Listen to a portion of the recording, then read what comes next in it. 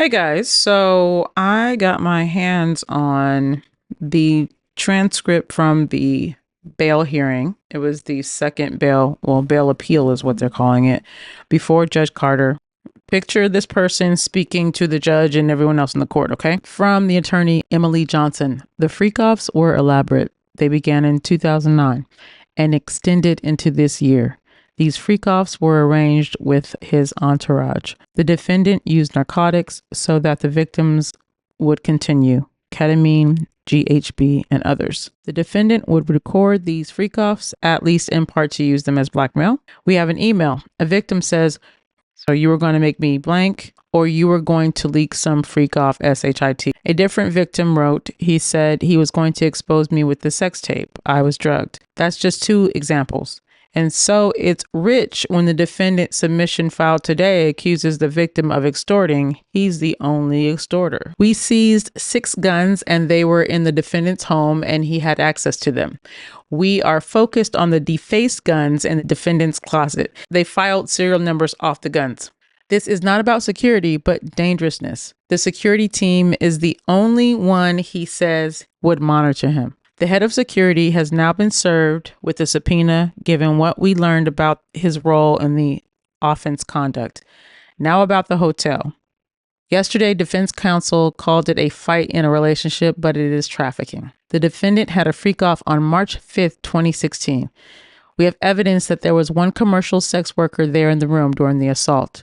She isn't even wearing shoes. She is in danger. Defendant storms out in a towel. This is the video that we all saw. We have a message from the victim. "I still have crazy bruising." He claims he wanted to get his clothes back, but that's not what happened to her. She tried to escape a room with a defendant and a commercial sex worker.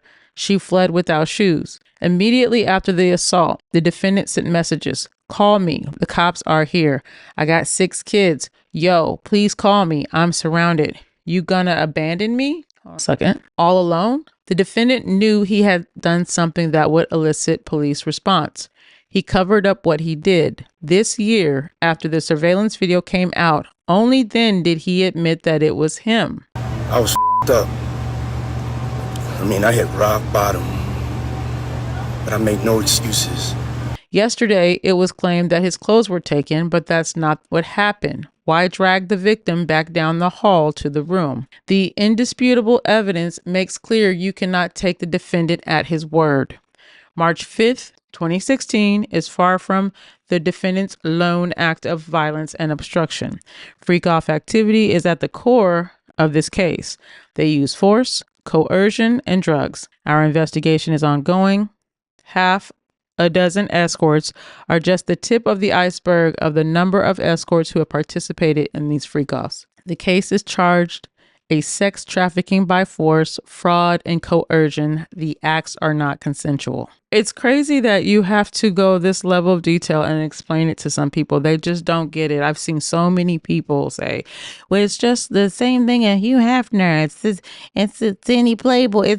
I heard Luke, the old school rapper, say, the freak-off is essentially the equivalent of a bachelor party.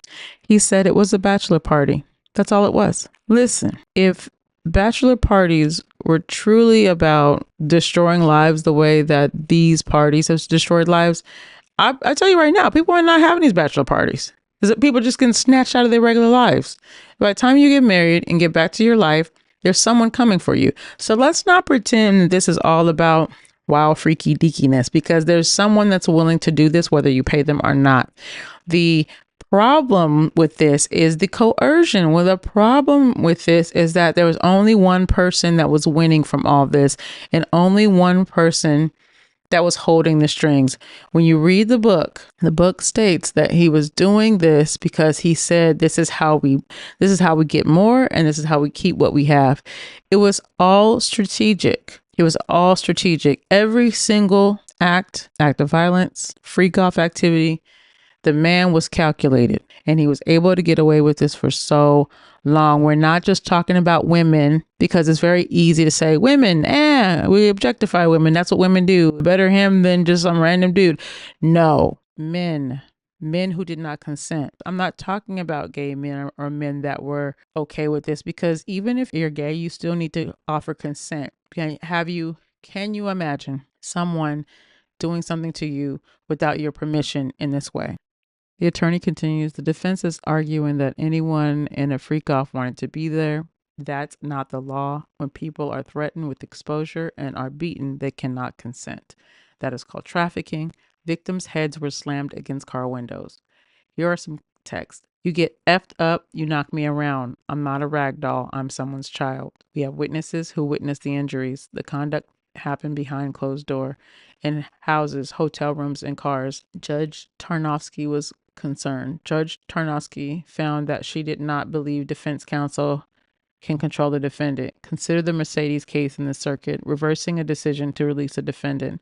Let's turn to obstruction. Witnesses have expressed extreme fear of him. They have directly contacted the victim in November 2023. Constant contact with witnesses to the charged conduct after subpoena before government interviews. Two of these examples are communications between the defendant and a witness, 13 contacts. 13 contacts with two people? 14 contacts between the defendant and the witness.